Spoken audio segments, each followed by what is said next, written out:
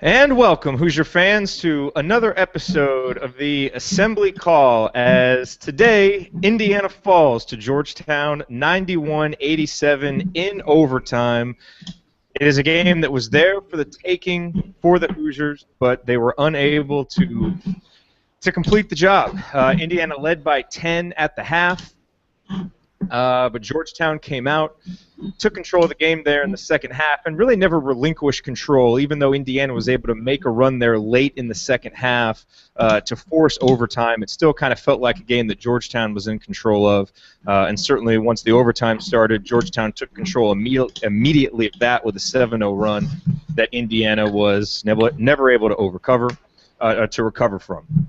So, as we do every game, we will be here to break it all down for you. I'm your host, Jerod Morris. Joining me today on the show will be Scott Caulfield. You know him from Crimson Cast, and he is filling in for Andy Bottoms and Ryan Phillips. And so we'll get his take on this game here in just a minute. To start for me, the banner moment, really I think we saw more of, I said before the game started that I thought all Big Ten Troy Williams was going to have to show up today for Indiana to have a chance in this game. And there was a stretch there in the second half when Georgetown had really taken control of the game, and it looked like Indiana was really teetering on the brink of what happened to them against Louisville, where they were relying on the three. The threes weren't falling. Georgetown had started to really get their offense going by dumping it into Joshua Smith, and it looked like the game could get out of hand. And there was about a 4 or 5 minute stretch there where Troy Williams just absolutely put Indiana on his back. And he did everything, offense, defense, single-handedly kept Indiana in the game so that at the end, those threes that Yogi Ferrell made really made a difference and forced overtime. But I think once again we saw the kind of basketball player that Troy Williams can be. He finished the day with 23 points, 7 boards, 4 assists, 4 steals. I mean, he was everywhere. Now, that stretch of great play from him was followed up with, some turnovers and some play that wasn't quite as good, but we needed that 4 or 5 minute stretch from him to stay in the game. It's what we didn't get against Louisville, specifically from him, that we got today. And so I think that's a good sign for Indiana that in a game this big, and in fact in Indiana's last 2 Big Ten games, or big games against Butler and against Georgetown, Troy has been outstanding. We saw more of that today, and we're going to need to see more now as we get into Big Ten play. So with that said, let me send it over to my co-host today, Scott Caulfield, and let's get his opening thoughts on today's IU loss. Jared, man, thanks for having me on. By the way, I'm filling in for 2 people, so I got a lot to live up to. And normally you have Galen, so I got a lot to live up to today. Yes, you'll do a great job. No, I think you hit it with Troy had a great game. For me, I think what we saw today is something that I'm surprised we didn't see more out of Butler and more out of some other teams we played, like SMU, is once Georgetown started feeding Josh Smith, they just kept on feeding Josh Smith. And I've wondered throughout a lot of these games we played some teams that have more size, but inevitably, even Louisville to an extent for 3/4 of the game, they kind of get caught up and they want to shoot threes with us and play our way. Georgetown stayed very consistent. They just started pounding it into Josh Smith, and once they did that, you could see we really had no answer to that, so that was tough. To me, that was kind of that 15-2, I think it was a 15-3 run. That was pretty much the run of the game because we had a nice 10-point lead. We were kind of, we were handling the game. We had the good pace. They made that run, and then it really took, like you said, a Herculean effort from Troy Williams to get us back in the game. Some, crazy heroic shots by Yogi there at the end to put it to overtime. But this is what makes me nervous as we go into the Big Ten, and maybe it's just a fact of, Georgetown has a Josh Smith. Maybe there's more tape on Indiana, but I get nervous in the Big Ten if teams are just going to do more and more and more of this, just pound it inside. Because frankly, I've been surprised when like SMU and Butler, for example, stopped doing that. So this is what makes me nervous: is when you see a team find something that works, starts pushing it inside. We unfortunately don't have a lot of answers. No, we don't. And I want to pull up this text message here that Andy sent me toward the end of the game, as he said, no change to concerns about the team. Defense, zone offense, reliance on threes. And really, I think at the end of the game, Jim Calhoun and actually it was more Seth Greenberg was talking about how there were 2 NCAA tournament teams out there playing today. And I think he's right. I've gained more confidence in this Indiana team that it is a team that is not just going to compete for an NCAA tournament spot, but that can get it. But I think that that what Andy says is right. You know, you come out of this game, and I think we wanted to see Indiana compete and play well and have a chance to win, and they did. I mean, this is a game, you know, Ken Pom predicted a Georgetown 2-point victory. There's two pretty evenly matched teams. The game goes to overtime. That's what should have happened. But Indiana certainly looked like it belonged, and Georgetown is a good team. But as Andy said, you know, we come out of this, enter Big Ten play, not really learning anything new about Indiana. You know, obviously they struggled to defend in the post, still relying on the threes. And I think, you know, we kind of know what we're going to get from this team. And I don't know that that's necessarily a bad thing in some respects because, you know, you look at it last year and they were so up and down, we didn't really know. We're starting to at least know what to expect from this team. And it's got some warts. It's got some really good strengths. And to me, I think that's going to lead to a lot more good nights than bad. And I want to get your thoughts. I mean, I know that, you know, you haven't really been bullish on this team quite yet. And you know, I'm wondering kind of what your feeling is now. I mean, we're out of the non-conference schedule. We had this 3-game stretch against Louisville, Butler, and Georgetown where we got blown out once, had a really nice win in one, and go to overtime in the other one but lose. You know, how are you feeling going into Big Ten play? Do you feel better than you thought you would, worse, confident? Like, what's kind of your general feeling? I feel a little bit better. I would have felt a lot better if we hung on to win this game. By the way, this game gave me – I think at this point we all have to assume put our money on Georgetown winning the national championship game. Because last year we played UConn in the Garden, went to overtime, kind of a similar situation. And then I remember thinking, like, UConn looked all right, didn't blow me away, and then they win it all. That was awesome. You know, I walk away. We talked at halftime. I walk away feeling better about this team through the non-conference. I would have felt a lot better if we won this. Had we won this, I would have said that we really probably should look at a 3rd or 4th place finish in the Big Ten.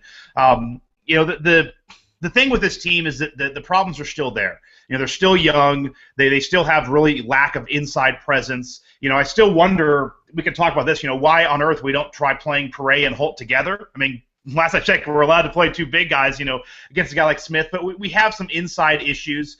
You know, what concerned me with this team going in is I just thought there's no way we continue to shoot at, you know, top 5 in the country at 3-point range, but we do. And you know, we come to a point where a third of the way through the season, it's no longer just saying it's an aberration. We're a fantastic shooting team, and that's going to keep us in a lot of these games.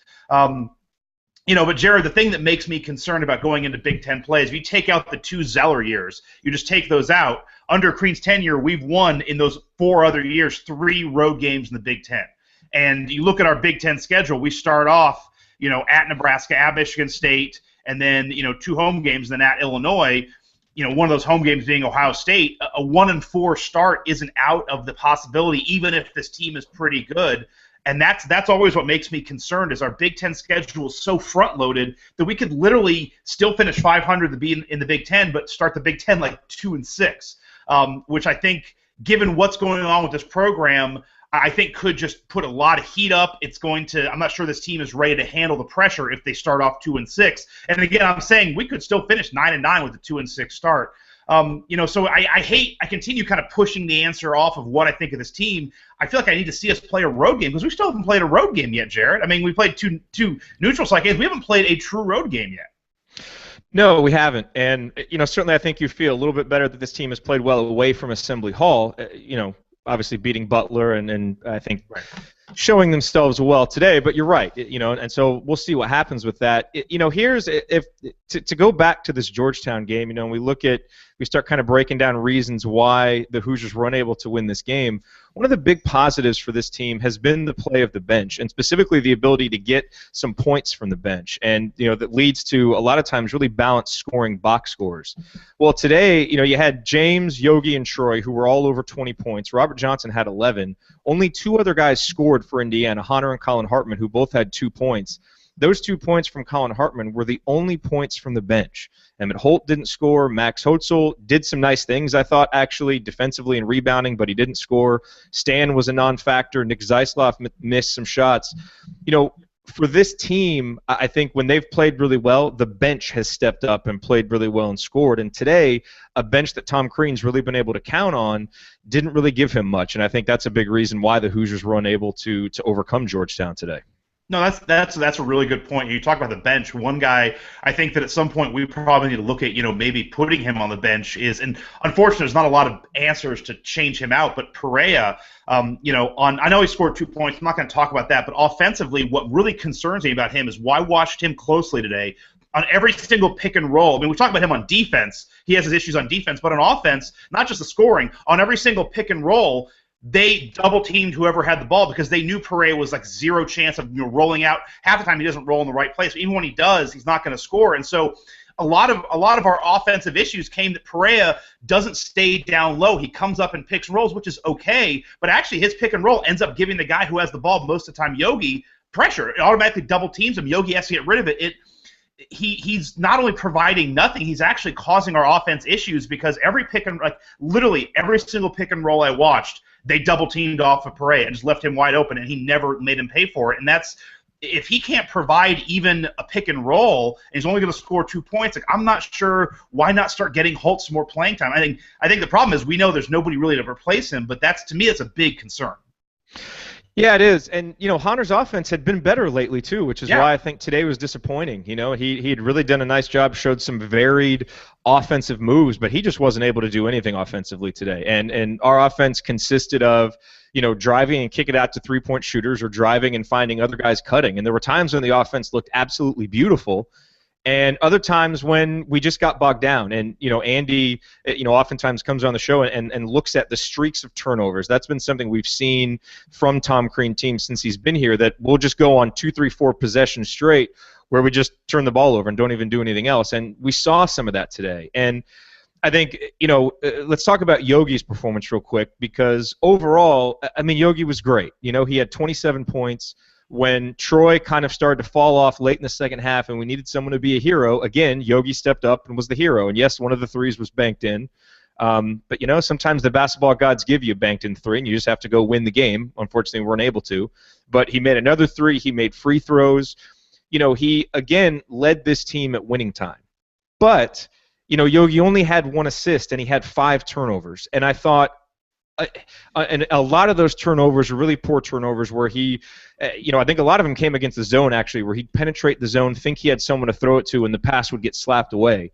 And I think in a game like this, yes, we need the 27 points from Yogi, but I think we need better than a 1-to-5 assist-turnover ratio from him. And so I hesitate to really place any blame on him because I think he did so many things well. But I think we need, and when we saw Troy creating, Troy was actually penetrating. He had 4 assists, did have the 3 turnovers, but I think we've got to see Yogi clean up some of those turnovers because, I think that leads to other guys getting turnovers, and part of Indiana's improvement this year has been the minimization of turnovers. We were actually 60th in the country coming into the game in turnovers, or 33rd, only turning it over 16% of the time. And today we have 17 turnovers, and we're just not going to win many games when we're turning over that much. Yeah, with Yogi, the issue is he's almost too good for his own sake at times. Like, you look at the progression of the last 3 shots he took, they were all, none of them were I could consider good shots. The issue is he could make that shot almost reliably, and so but the problem is it ends up getting him pushed farther and farther back, so you get to a point where the last shot that he takes where I think we're down like 4 or 5 with like 30 seconds to go, he takes like a 32-footer with a hand in his face. It's a really bad shot. It's way off. The issue is he keep us he hit 2 threes before that, which were both not good shots. They were both a couple steps behind. He had a guy in his face.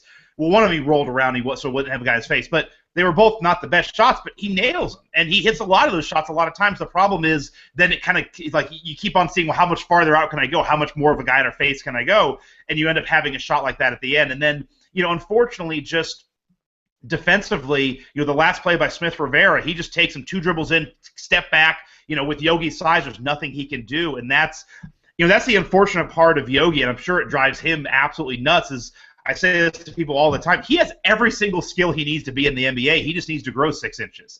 That's the problem. And defensively, people give him crap about that. Like, there's nothing he could have done against Smith Rivera. Like, Smith Rivera had a great drive into the step back. He's giving up 3.5 inches. There's nothing Yogi can do. It's tough. I think that that was an issue last year, is so much of everything revolved around Yogi. And the issue with him is he's such a great scorer and distributor. It's like you said, you're kind of in this tough spot where he could score less and distribute more, but we almost need his scoring to keep us in games. And he's in a weird spot that he does two things that we need to do, but he's the only guy who can do both of them consistently. We certainly did today, because we just weren't getting scoring contributions from anybody else. And I think he's starting to get. It seemed like at times this year he's really struggled, to balance what he was his freshman year and what he was last year, which were two almost polar opposites. His freshman year, he's all distributor. His sophomore year, he's all scoring. This year, he can be more in the middle. And I think he's doing a better job of balancing it. Unfortunately today, some of the times when he tried to distribute, his passes just got batted down and got stolen. And so he wasn't able to be as successful with it. But, we talk about why he can be more of a distributor this year. It's because he's got guys like James Blackman Jr. on the wing. And I think, we had been concerned there for a while that James's shooting wasn't quite as good, especially from deep. Well, today he came back in a big way. He was 6 of 11 from downtown. I think he made 3 of his first 4, in kind of a big first half run. They took him out of it a lot in the second half, and against the zone, Indiana had a much harder time finding open looks, especially for him. And unfortunately, James wasn't very effective when he wasn't shooting 3. 6 of 11 from downtown. He was only 1 of 5, from 2-point range, and a few of those were some pretty emphatic blocks by Georgetown when he tried to drive in. But he had 6 boards, only 1 turnover. I thought overall, for a freshman, a really good outing from him. I mean, he did enough things obviously for Indiana to win the game, and it was nice to see him get back in there, make some shots in a big game like this. I'm going to harp on one thing you said there. It's true. We went to the 2-3 zone. We had trouble with Blackman. I mean, Jerod, when are we going to stop having trouble with a 2-3 zone? I mean, at what point? We're 4.5 years in. At what point can we ask a coach making $3 million a year to have something against a 2-3 zone? I mean, just let me know. 2025, 2030. I mean, is my son going to be dead yet? I mean, what's going on? Funniest moment in the game was when Boog Shambi asked Jim Calhoun and Seth Greenberg, so against a team that can shoot as well as Indiana, why do you go to a zone? And I think all Indiana fans wanted to say, have you ever watched Indiana play? That's why you go to a zone, because we don't really know what we're doing against it. It just, I mean, it still boggles my mind, and we just get completely taken out of it. I think Blackman had a good day. Him and Robert Johnson both had kind of streaky games. They're both freshmen. I mean, I think that's, and even Troy Williams, you mentioned him. He had a nice hot streak. I think you mentioned on Twitter, you get good Troy, you get bad Troy. He's still a sophomore, so I'm okay with it. That's, again, this is part of the young team. I'm okay with some of this streakiness. You're going to have it out of Blackman. The thing with Blackman that I still would like to see more of is his ability to get his own shot. He's great at set shot. He's great when he's open. He has some trouble, like you mentioned, when he drives the lane. He either got it swatted, got it stolen. He's having a harder time getting his own shot. I think Robert Johnson's actually a little bit better at getting his own shot right now than Blackman. But they've been good. I mean, the issue, again, to me, it always comes back to that run. I'll ask you a question. That run, to me, we're up by 10. We're kind of holding the game. Georgetown goes on a 15-3 run. I'm sitting there the whole time timeout, call timeout. And this is, we joke about the 2-3 zone. This is another Crean thing that's been going on for years. He loves to leave 2 or 3 timeouts on the plane home. To me, I'm not saying, as a coach, you only have a couple things you can do on the bench. You can make some adjustments. You can call some timeouts. I know I said some stuff on Twitter. People get pissed, but it's to me, it's as a coach, you saw Georgetown. When Troy started heating up, we had a little 3-2, 3-0 run or 5-0 run. He calls timeout. It doesn't always work, but it's something to do. I get so tired of us waiting until we're down to call a timeout again. I mean, you tell me, am I overreacting this, or just it drives me nuts every time? You feel like that 3-minute stretch, I felt like I saw the entire momentum of that game turn. Yeah, I actually think Crean's been doing more of it this year, taking good timeouts at stretches like what you're talking about. He actually did it early in the game. I mean, real early in the game, he took a timeout, tore into the guys. I think, he was upset with the defense, and, we'd had 4 straight bad offensive possessions. But I think there are other opportunities where he can do it more. And the frustrating thing is, we typically play pretty well out of timeouts. We execute better on offense than we do out of defense out of timeouts a lot of times, but especially when the offense gets bogged down, we almost always get a good shot out of timeouts. And so I wish that he would do it more, and I think there were some opportunities there to do it that were probably missed. And, I mean, you're right. I mean, that stretch there, that 15-3 stretch by Georgetown, they had in the second half, that was really the difference in the game. And I do think that's a place where he could have done it. You brought up something interesting that I want to touch on, which is that, you look at James Blackman Jr. and Robert Johnson. They're freshmen. They've been streaky, but overall they've been really good. Have to be happy with their progression. Troy Williams, only a sophomore, and has played like an all Big Ten player in Indiana's last 2 Big Ten games. I think his progression has been great, what you would expect. Yogi's an all Big Ten point guard as a junior. His progression has been what you'd expect. Guys like Colin Hartman, Nick Zeisloff, pretty much doing what you'd expect. And right now for this team, the one guy who hasn't progressed where you thought he would when he came into where he is now is Hunter Mosquera-Perea. Right. And, I think when we look at when we started this season, we said, this team needs him to step up, to grow, to really get where it needs to go. And I think what happened today is that's really highlighted. And it's not, Hunter has played plenty worse than he did today. I mean, he had a big block there late. He got some rebounds. He wasn't awful. He just wasn't enough of what we need him to be without any other real post presence, and it's disappointing because he's shown more on offense than he showed today, and so I'm not quite sure why he just wasn't into it as much or able to get in a rhythm on that side of the basketball. But when you look at this team really, and the one guy who needs to take that next step up consistently for this team to be good, I mean, is it as simple as saying that Hunter just has to take that next step and be consistent with it for this team to get where it needs to go? I mean, the answer to me is yes and no, and I say yes because I think you're right. I mean, we need somebody. You put like a Montrezl Harrell on this team, we're awesome, and we need somebody in that spot. I say it's no because I think we need to come to realization this is what Perea is. I mean, he might be progressing at a level that this is as good as Perea is. I think this is the flip side of so much of our fan base getting into recruiting and building these guys up. Because I remember, I don't like the recruiting side of things, but I remember hearing about, oh God, Perea is the next coming of Amari Stoudemire. Like he was built up so much. The movement. I mean, we're moving people. Where are you, by the way? I haven't seen you in a while. Love to see you again. But there's so much talk of these people coming in. I think it did a major disservice for a guy like Perea because I think Perea is, I mean, I say this all the time, he's a junior now. His career is half over. He is who he is. I mean, this is what we're going to get. He's very athletic. He's not a great basketball player. He just isn't. I mean, he's never always in the right place. He's not a great defender. He's a very athletic guy who's 6'9", who's strong, who is still kind of seems like learning the game of basketball. And so I agree with you. We need somebody there.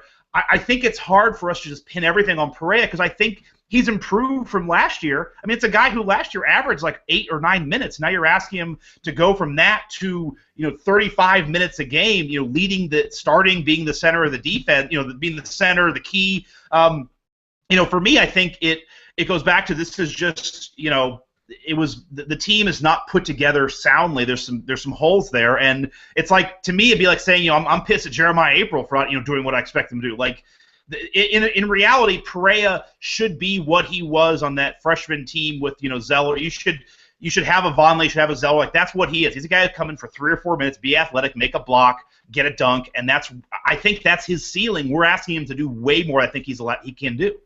Yeah, I agree with you. And I think just the roster imbalance forces him into that position and probably places unfair expectations on him. Like, it's not unfair expectations on the center position at Indiana University because we've seen, what success means there, and we know the kind of players that we've had there. And Hunter just isn't the guy to fill that, and so I think sometimes we get caught up saying the center at Indiana should be able to do this when instead it comes out Hunter should do this, and that is a little unfair to him, just because it was hard for him to progress some, those first couple years without getting a lot of minutes, and he probably is better as a 7th, 8th guy off the bench, come in, energy, little spurts, that kind of thing. But I will say, and I've been anti-Creed for a while. I mean, I'm not a huge Creed supporter. And what are you breaking news here? I know, breaking news. Wow, that's a whole different podcast. But I will say this: that I think it's fair to say that Creed should have seen some of this coming. I mean, you knew Zeller wasn't going to stay 4 years. You knew Noah wasn't going to stay longer than a year. All that being said, it's not like Crean is putting a lot of emphasis on Perea in the game anyway. They're not feeding him the ball. I mean, they're playing as if they don't have a center. And so he is doing the best he can with the way the roster is created. The unfortunate part is when you play a team that has a guy like Josh Smith, I mean, someone has to defend him. And there was times where Smith had 4 IU guys around him, and he still got the ball in. There comes a point where it's like, I just don't know what you do when you play against, you have one guy who's 6'9". And the thing that surprised me with Perea, I will say on a positive note, I thought he seemed to just be a foul problem last year, would always get fouls. He stayed out of foul trouble this year. Now, part of it is he's not always being massively aggressive on defense, but he is doing what he has to do, which is not getting in foul trouble. Because if we get into a game where he has 3, 4, 5 fouls, you think it's bad now. It's like suddenly Emmett Holt, Jeremiah April time. That may not be good when you're talking 35 minutes of that. Yeah, no, you're right. By the way, I should have given this out earlier. The hashtag is assembly call, or hashtag assembly call, if you want to tweet us any questions about the game. And typically I would run through some advanced stats numbers here, but unfortunately the SEACC Hoops site where I usually get the advanced stats from does not have the box score of this game up, so I don't really have them to go through. But just a few raw numbers. Rebounding was a question mark coming into this game. The Hoosiers out-rebounded Georgetown raw numbers-wise, 38-32. The offensive rebounding numbers were pretty even, so that was pretty much close to a wash. Indiana made more free throws, 18, than Georgetown, 14. Shot a much better percentage, too. The Hoosiers shot 82% from the line, which was a really big part of them staying in the game. And obviously their three-point shooting was huge, too. Turnovers, Indiana actually did force 12, which is pretty good for this team, but the net was -5 because Indiana turned it over themselves 17 times. 14 steals for Georgetown, which just can't happen. So there's some of the numbers. I'll put the link to the advanced stat box score in the link roundup when we do it. One other stat you missed. Crean kept his streak alive of checkered shirt and straight tie, going with the blue and white checkered shirt with the red tie. We're keeping that streak alive for the season. He did, and I thought the best line of the day. I want to make a couple quick comments. I like that look, by the way. Well, coaching aside, I like that look, so I'm cool with it. I think it looks nice. It is. It's sharp. It's a sharp look. Yeah. Seth Greenberg had a great quote about Crean during the game, talking about kind of his activity on the sidelines. He said he makes coffee nervous, which I thought was a great line and made me laugh. What did not make me laugh was Jim Calhoun's blatant cheering for Georgetown. I mean, it was so obvious who he wanted to win that game and who and he started making some kind of positive comments about Indiana late. I swear someone whispered in his ear, "Hey, Jim, stop being so pro-Georgetown. Say something kind of nice about Indiana." I like Greenberg. Calhoun, if he never does another game involving IU in a Big East team, I would be happy. I do real quick want to, we mentioned him, Devontae Smith-Rivera, kid, from Indianapolis, played at Southport High School, I think. He was phenomenal. I mean, he had 29 points, 4 assists, 3 steals, and just made some huge killer shots when Indiana would cut it to 2 or 3, and he would make one of those pull-ups that there was really, like you said, nothing Yogi could do. Chronic Hoosier had a great tweet that just a bunch of Indiana boys filling it up in Madison Square Garden, which it was. He was really terrific. And this is why I hate recruiting, but I will say it drives me nuts. Every year it seems like there's always 1 or 2 kids from Indiana who want to just tear us a new a-hole, and they do.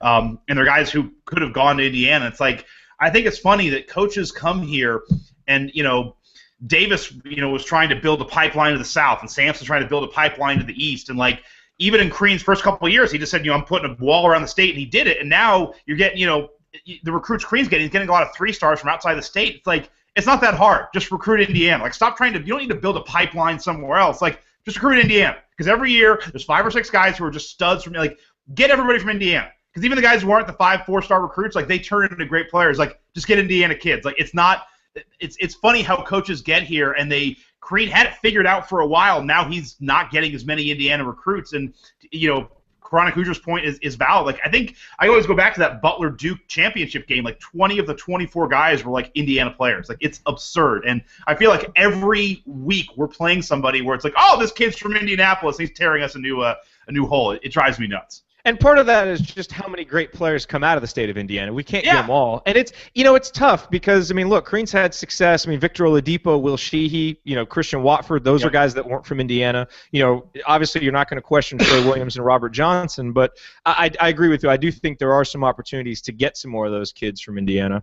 I don't know what it's always hard on these post-game shows because we don't take any time to kind of process the result before we get on here, so the reactions are so raw.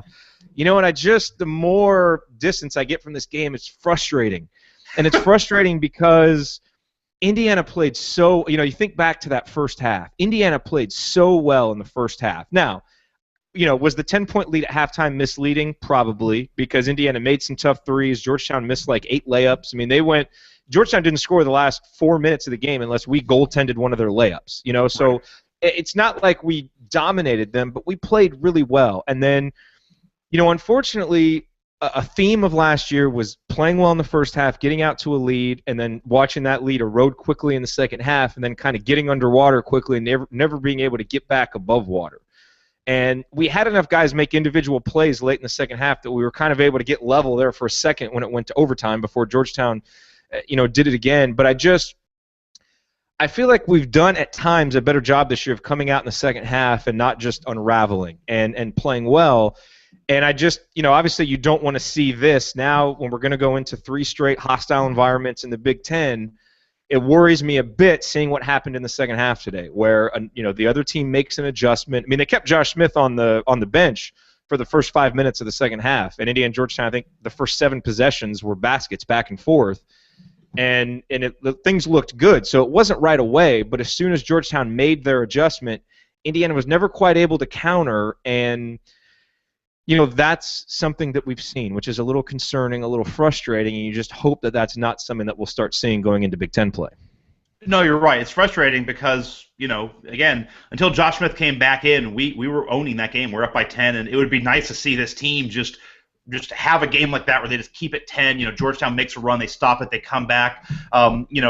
We always have these moments where the wheels just fall off. And it's like, oh God, like three or 4 in a row. For me, it's disappointing, and it's akin to last year's UConn game. A game that was winnable. We just got to overtime, just didn't make enough plays. I think even in that game, Yogi had a late 3 to put it into overtime. Or so. Yogi had a 3 in that game too. I forget exactly, but this is something Gail and I talk about in our podcast a lot. The path to the tournament, it's not a mystery, and you need some good non-conference wins, and I really worry coming out of the non-conference into the Big Ten if we have enough to make the tournament. Because remember, last year we were in the same spot, and everybody's saying, oh, don't worry about it. Once you get to the Big Ten, there'll be enough chances to win games.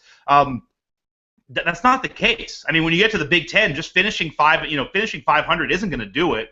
You look at last year. We had some good wins. We had some good losses. I think that's what's going to happen. This team does something similar to last year's team. They play to the level of their opponents. I think we'll have some impressive wins. We'll have some tough losses. If we go 500 to the Big Ten, in a Big Ten that's a little bit sagging compared to years past, I think we're snubbed again, because you look at what the committee looks for. They want to see good. Really, they want non-conference wins that are neutral site or road games. That's what they want to see, some of those. And we just don't have it, and I think as the season goes along, those SMU and Butler wins are not going to look as good as they may look right now.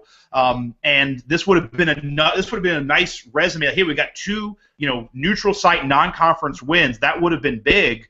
I'm very nervous about our chances making the tournament just on simple math, unless we go 3-4 games over 500 in the Big Ten. Which could be possible in this year's Big Ten. So that remains to be seen. I think the one thing with this year's non-conference is, last year I don't have the schedule in front of me, but I don't remember any wins over kind of named teams. And at least we have a win over SMU. We have a win over Pittsburgh, even though they're not the real Pittsburgh and it was a home game. And we have that neutral court win over Butler. And this, overtime loss to Georgetown, which really it's not going to help us at all. It's just not going to hurt us. We really, with the Louisville and the Georgetown games, we just missed opportunities. The Louisville game was a long shot, but this was a real opportunity to feel really good about your NCAA chances going into the Big Ten because of what you've done, not because, the Big Ten's down and maybe we could win. And I think part of the kind of newfound excitement over the last couple weeks about Indiana is as much about what Indiana's done as it is about what some of the other Big Ten teams are doing, and that the conference doesn't look as strong. Which, hey, that's fair. But hopefully SMU gets Marcus Candy back. They do better, and people forget that he wasn't there for that first game, right. And kind of how depleted they were. And hopefully Butler plays well so that win is big. I think we're in a better position than last year, and the conference isn't as good as last year, so that helps. But, that leads into... That also hurts, because if the conference isn't as good, you're not going to... Those wins, the conference wins don't... A win against Nebraska may not mean as much anymore. Right. I mean, you've got to go 11-7. You got to have a nice winning record, clearly. So you're right. That can be a double-edged sword. Here's our question from Evan Englert. He says, "What are your new expectations for Indiana in the Big Ten? Please discuss." And here's the thing. There are a couple reasons why I feel good and a couple reasons why I feel bad. I like the pieces on this team. I think Troy Williams is an all Big Ten player. I said it before the season, and certainly nothing has happened in the Butler and the Georgetown game to make me think any differently. He plays so hard every possession, and you're going to get some good Troy and bad Troy. For the end of last year, it was about 50-50, and this year I think it's about 70-30. And he just does so many things for this team, and I think that's a big piece. And I think, obviously with Yogi and James Blackman Jr. and Robert Johnson in the bench, I just like the composition of this team. I like the cut of their jib more. I don't think we'll see a Penn State loss with this team like we did last year. So some of the things that happened last year I don't think will happen this year, and I think this team is better going into Big Ten play. The conference isn't as good, so I think there are fewer just games that you write off as losses. But here's what concerns me, which is that typically Indiana has not been a good team in February. And when you look at under Tom Crean, and when you look at the schedule, obviously it's front-loaded with a lot of really tough games, as you mentioned earlier. But you look at the schedule, and it's like, okay, well, even if Indiana struggles early, they can pick up some wins in February and March. But even Indiana's best team under Crean went 4-4 in their last 8 games before the tournament.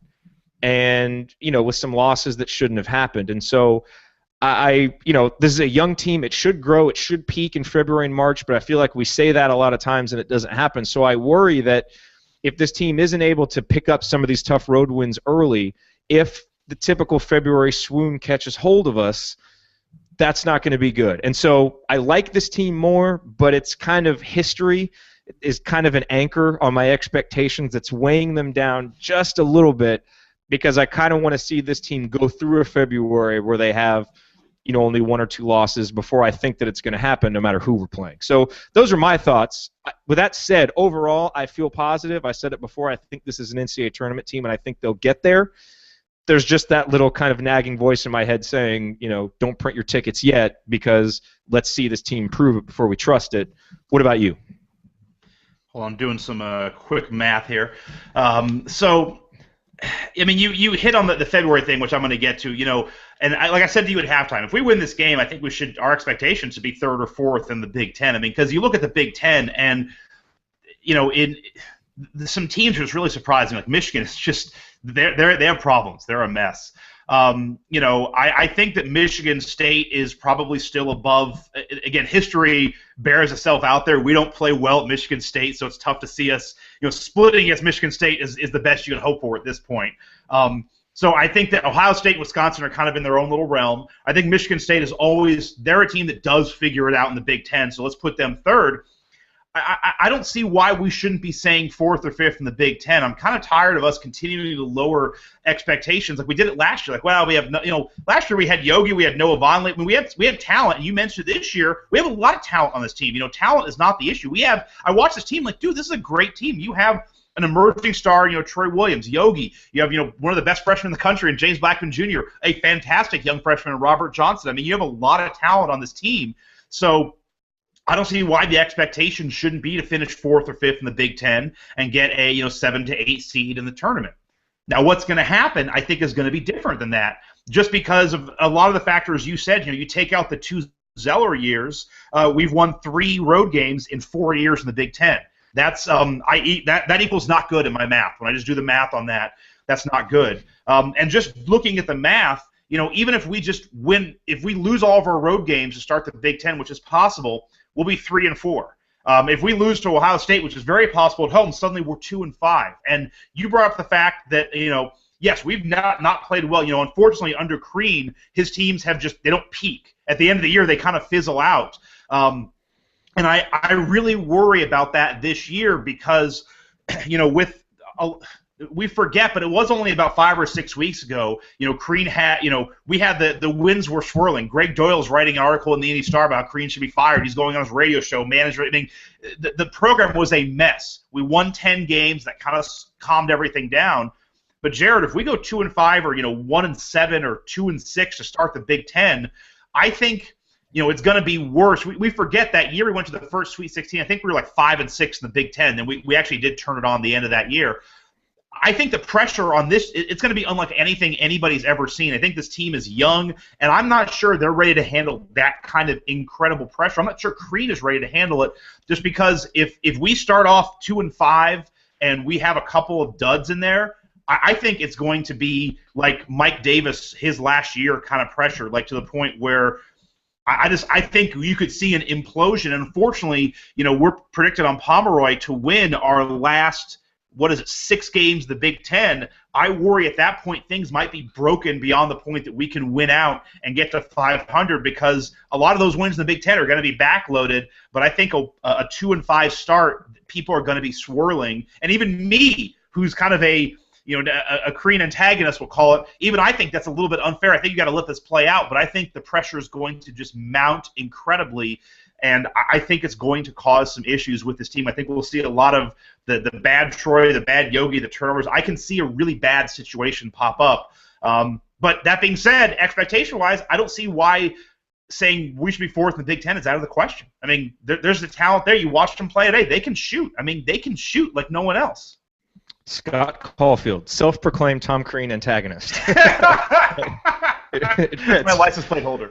Yeah, it'll last for about 3 more months. I've got to pick a new coach after that. Yeah, that's what's really fascinating about this team is you're right. I mean, this team should be held to the typical IU expectation because the talent's there. There are McDonald's All-Americans. There are guys who, have proven it at the college level. Obviously, there are some big holes in the middle. We've talked about them. This is not a perfect team, but few teams in college basketball are perfect. So you take your strengths, you maximize them, and you roll the ball out there and you play. And this team has enough to win.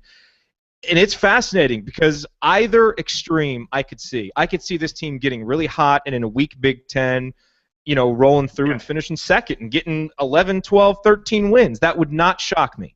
And I could see the implosion that you're talking about. And that's what makes this fascinating because none of great point. I'm with you. I can see both sides. I can see us win at Nebraska, win at Michigan State, just have an awesome shooting. I'm with you. I can see a second-place Big Ten team out of here. Yeah, and it's fascinating, which is what's going to make just following this season, the ebbs and flows, the ups and downs, so fascinating as it typically is. Last year just became excruciating, and it was horrible, and it was painful to watch, and it was no fun. This year's team, because of what it does on offense, I think the games will certainly be more entertaining. And if we can just find a way to win some more of those games, and look, last year there were some games. I mean, winnable isn't even the right term, like that Penn State game. I mean, there were just some games that just absolutely never should have been losses that were. And I think this team is so good offensively that they'll win those games, and just that will be improvement. And then it's, can they beat Ohio State at home? Can they beat Michigan State at home? Can they, those other teams are going to be competing for those second, third, fourth, fifth place slots.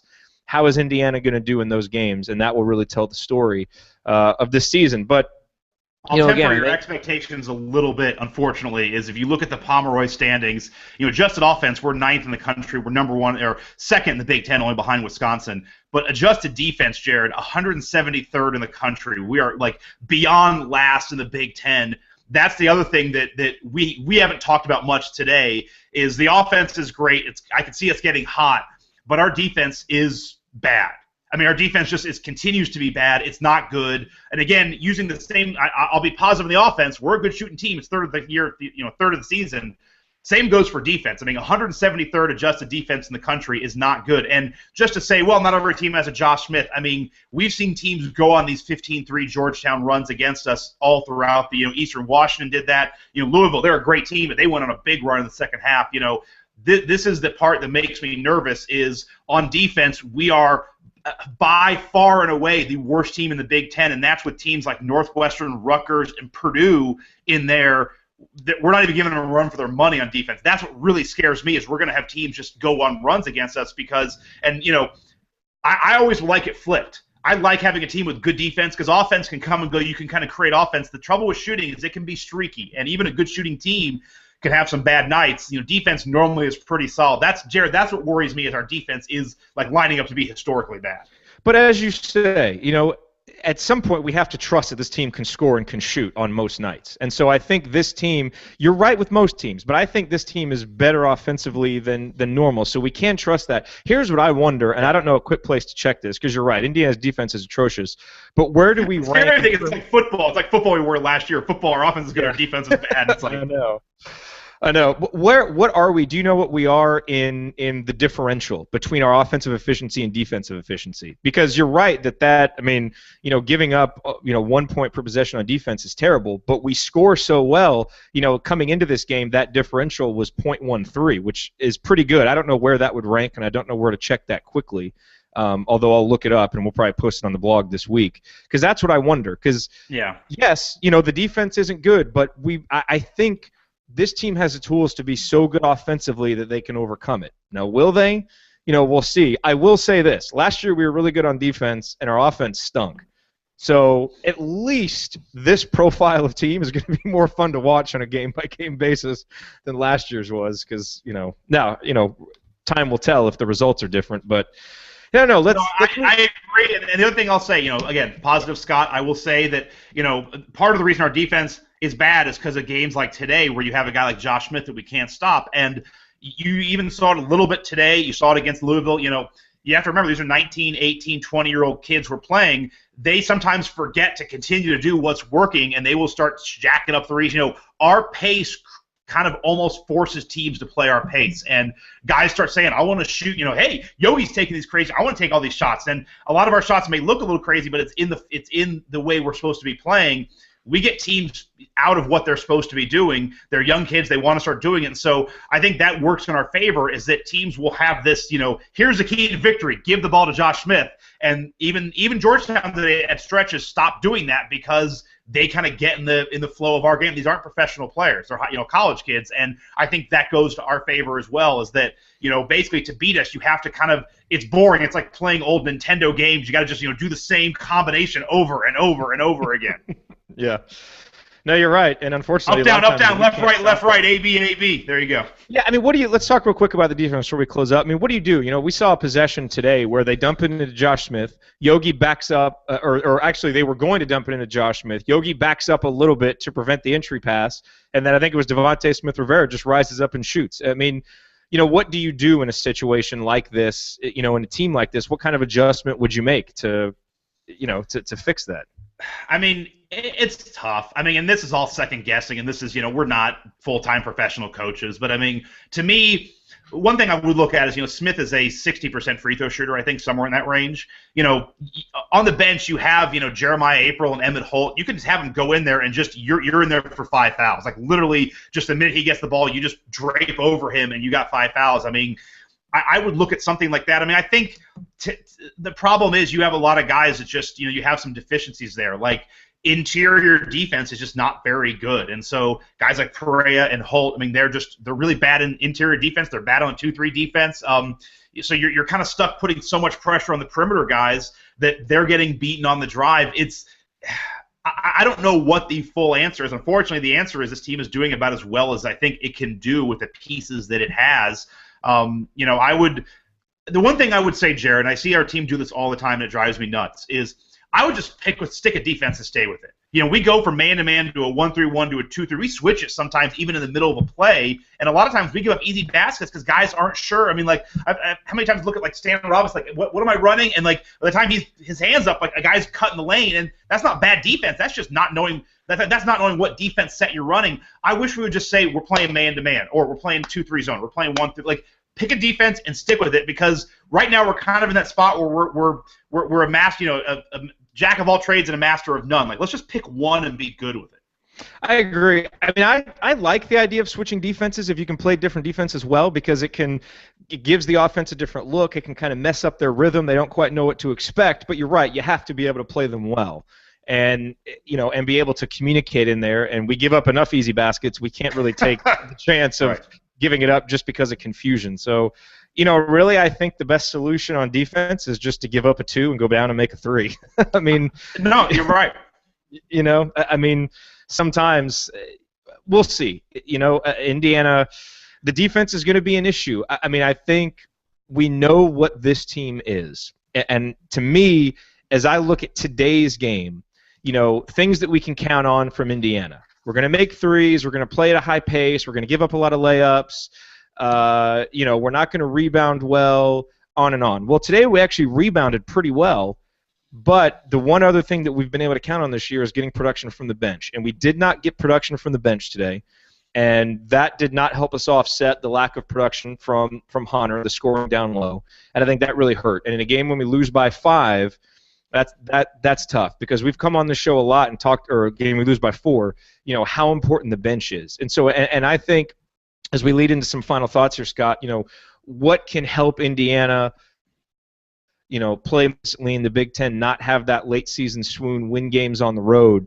It's going to be, I think, the bench being consistent and, somehow finding a way for Yogi to not have to play 38, 39 minutes every night. And for these young guys who are going to be playing the longest seasons of their lives, to not wear them out early. We need guys like Colin Hartman and Nick Zeisloft and even Stan Robinson, and Emmett Holt, Max Hotzel, to play good minutes consistently. And some guys played okay, contributed in ways other than scoring, but they're going to have to score too. And we didn't get that today, and I think that's part of the reason why we lost. But the bench has been good, so it's still a part of this team I feel good about. But that's, I think, one thing that can help this team hopefully overcome and prevent one of those late season swoons from coming on. But Scott, let's get your final thoughts on today's game and Indiana as a whole as we look towards New Year's Eve when the Big Ten season starts. I mean, it's a bummer loss. Like you said, it is a bummer. It was a game that was there to win. It would have been another nice feather in the cap. It would have made the road to the tournament a lot easier in my mind. But, it didn't happen.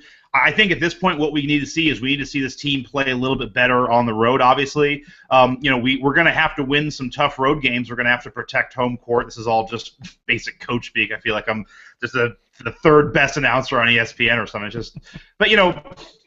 Basically what we're going to need to see is you need your offense to continue doing what it's doing and our defense just to step it up just a little bit. We're going to need to see. We saw some of this out of Troy last year. Troy had a game like this against Washington last year. It's like, oh my God, this guy's awesome. And then we didn't see him again. So, now we got 2 of them out of him in the non-Big Ten. We need to see Troy continue this. Like, it can't just be every third game we get this Troy. Yogi seems to be what Yogi is at this point, which is good. We're going to need to see guys step up and grow. And you brought up the late season swoon, which is, something that it's going to have to be figured out, because this is a team that we need guys to not only stay where they're at, we need them to get better. And unfortunately, we haven't seen enough of that over the years. We've seen teams kind of get tired out. And so I wonder if even like less practice and just kind of giving the guys a break, it's tough, man. It's just tough, Jerod, because so much of the Big Ten is front loaded. So you can't really, take your foot off the gas and give the guys a break right now, because you got to pick up some wins here in the Big Ten. I think we'll know where we're at in the Big Ten by the end of January, because at that point, if we've been able to knock off a couple of non-conference wins, we will have already played Ohio State twice. We can get one of those wins. I think the next 30 days are going to be huge for this team. I think we'll know where this team's going in the next 30 days. So it's a little bit uncertain like last year, but I'm with you. This is more fun to watch than last year's team was. I'd always rather have it flipped with the good offense and the bad defense. Let's just hope it doesn't turn out like IU football, where it's good offense, bad defense, and we're still scratching our head at the end of the year thinking, what the hell happened? Hey, it's kind of a low blow by ESPN2 to show those Gunnar Kiel highlights toward the end of the game, wasn't it? I know. ESPN2 hates us. The announcers hated us today. Unless they're showing Gunnar transferring, again, I don't want to see him again. I'm done seeing him. And I mean, Jerod, the only thing that drives me nuts as an IU fan is we talk about all these IU guys going up against Indiana playing well. It's like we have that Purdue game sitting in the middle of the year. It's like that should be a win, but like I hate A.J. Hammond because he will play like a knucklehead for 6 straight games, and then he'll drop like 38 and 15 on us, and then I'm like, oh, this guy's going to be a first-round NBA pick, and then he'll play like a knucklehead. If I'm Matt Painter, I should just have him paint IU jerseys on his eyes, because he only plays well against us. Like, that's what drives me nuts. Is like, why can't we get a knucklehead game out of him? Like, that's a game we're gonna need to win, and I'm scared because I can see them just A.J. Hammond be like, give me the ball every single time. Well, there will be plenty of time to be afraid of A.J. Hammonds. A lot to happen before then. Let's just win at Nebraska. We haven't done it yet. Can we please get a win at Nebraska? Yes, let's win at Nebraska. I think Incarnate Word did that. We beat Incarnate Word. We beat Incarnate Word for Tim Priller, so hopefully we can beat them again by beating Nebraska. I think, look, this is a bummer loss. Not a bummer loss because Indiana loses by 20 and don't compete, and you're just left scratching your head. It's a bummer loss because it's a game Indiana could have won. Yeah. And if you want to say Indiana should have won, I will not disagree with you. Because it was there for the taking. And unfortunately, Georgetown is the one that took it. But this game today, there's no shame in going to overtime against Georgetown, a team you're evenly matched with, and losing.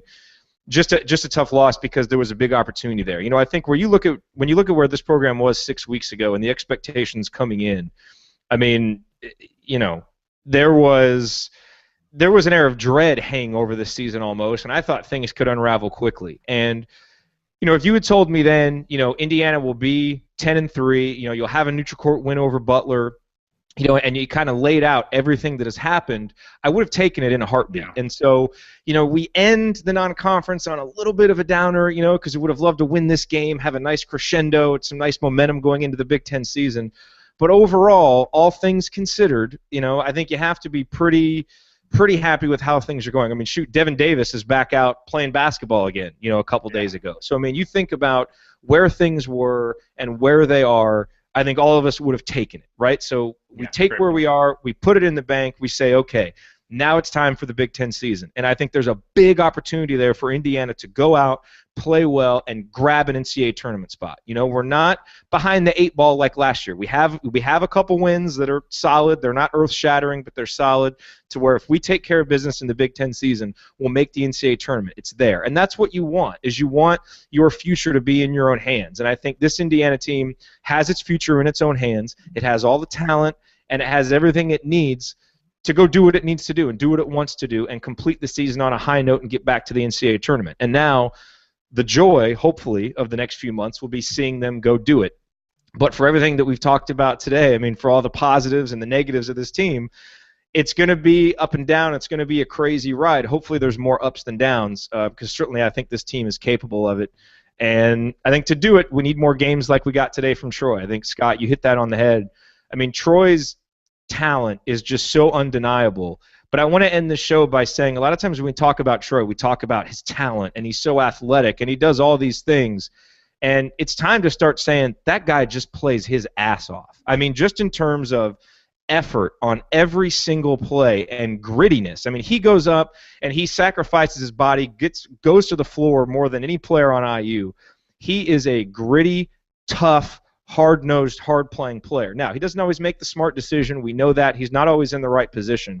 But just in terms of effort and playing hard, I mean, he's got it. And when you combine that with his talent and his improving skill level, that's why we're seeing an all Big Ten player kind of be formed out of this, kind of this scintillating ball of clay that he came to us as, and just through hard work and hard play and skill development, he's turned into a really good basketball player. So scintillating ball of clay. I want to I want to jump in on the Troy things real quick. I think the other thing, too, is that he never gets down. I mean, part of what saved us from that 15-3 run being more was Troy turned it on at that point. But you looked at a lot of the guys in that 15-3 run. Look at me. I was like, damn it, this is it.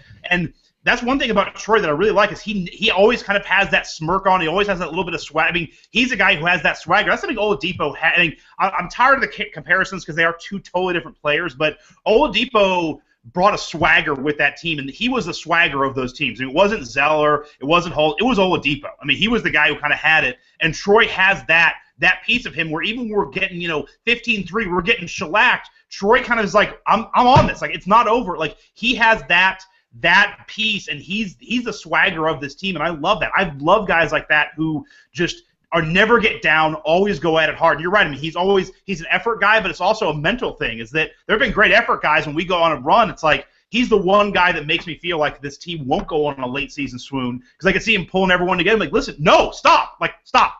Let me do my thing. I'm going to go ahead and get a dunk, get a steal. It's Troy time, baby. No, you're right. I mean, he's showing a lot of kind of alpha dog qualities. I mean, even today, there were a couple possessions where he's telling guys what to do, getting a little frustrated when they're not doing what he wants, and I like seeing that.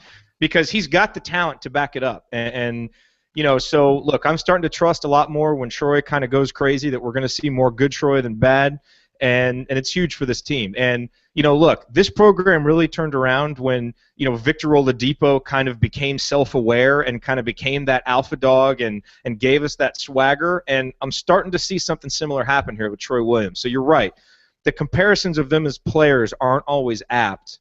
But, I thought it was crazy to compare anyone to Victor just because of how much I loved him as a player. Troy's starting to show it. He's starting to earn some of those comparisons, and a lot of it is just because of his effort. The guy is playing his ass off, and so the more he learns to, he learns the game, understands the game, he's a hell of a player. And he alone makes this team fun to watch, but he's starting to make this team good. And I think that's really the best part of what we've seen. If there's been any big development over the last few weeks, it's him really joining Yogi in kind of that alpha status on this team and being able to put the team on their backs when the team needs them. So, and we'll see. He had a 4-game. I mean, people forget now. I won't forget too. I mean, he's 4 games behind his maturation process because of the suspension. I mean, so really, he's still playing like we were in Louisville. I mean, that's the amazing thing is he seems to be taking the best steps this year of anybody, and he did it with basically 4-game, giving everybody else a 4-game head start. Yeah, and he even mentioned when he got suspended that he didn't understand what it meant, really, what IU basketball meant. Like that whole situation kind of, and everybody's reaction to that really showed him what it meant. And sometimes guys say things and it's like, oh, he said the right thing, but the actions don't back it up. Like he's showing it. I mean, obviously we're not like all hang out with him on the weekends, but what we see of him, just the way that he's playing and and his demeanor and what he's doing, like he's become more of kind of that IU basketball player that fans love. And sometimes we have unfair expectations, but a lot of times once guys realize what the expectations are and really try to play to them, they become kind of their best selves on the court. And that's what we're seeing from him, which is what makes it such a joy to watch. And that, to me, more than the wins and losses, that's why I like following college sports and following Indiana over the years, is more seeing the maturation of the guys, and seeing them individually grow and then teams grow. And just watching that with Troy has been a real joy. And so, and if that continues, if we keep seeing this all Big Ten player like we saw today and like we saw against Butler, the sky is really the limit for this team. And so we're going to see. It's going to make it really fun to watch. Look, like you mentioned, the first 3 games of the Big Ten season are going to be tough. At Nebraska, Michigan State, Ohio State. It all starts on New Year's Eve against Nebraska. We'll see. I love the idea. Last thing, I love the idea of us hanging out with Troy Williams. That cracks me up because I have a 2-year-old son, so I'm up at 6 a.m. I'm at bed by like 9:30, 10 o'clock. Like to me, this was great. Game at noon is awesome. Like those 9 o'clock games are tough for me to stay awake. So the idea of us hanging out with Troy, it's like, hey Troy, it's 8:30 at night. You want to? We're gonna go ahead and throw in a episode of Mad Men, and then we're gonna call it a night. We cool with that? We up at 6 a.m. See you later, man. Oh, that's a really funny mental image. Troy being like, huh? I don't go out until midnight. It's like, no, man, no, baby, no. We're up at 5:30. There is not possibly a better note that we could end on than that. So I'll just say thank you to everybody who watched us live. Thank you if you're listening to the podcast. And yes, it's New Year's Eve. But we will be here with another live episode of the Assembly Call after IU Nebraska. It's a huge game. I mean, this is as big a first Big Ten game as you're going to get, just considering what's facing this Hoosier team, what the expectations are, what it's meant for IU playing at Nebraska recently, because it's been a house of horrors. We'll see how Indiana responds. But unfortunately today the Hoosiers fall 91-87 against Georgetown, but I think the prevailing thought is that optimism abounds right now for this IU team. 6 weeks ago you wouldn't have thought that was possible. But right now it is, and now we'll see if the Hoosiers are ready for the expectations and ready to do what they need to do to get back where they need to be, which is in the NCAA tournament. All right, everybody, have a wonderful rest of the weekend, and we will talk to you Thursday after IU Nebraska.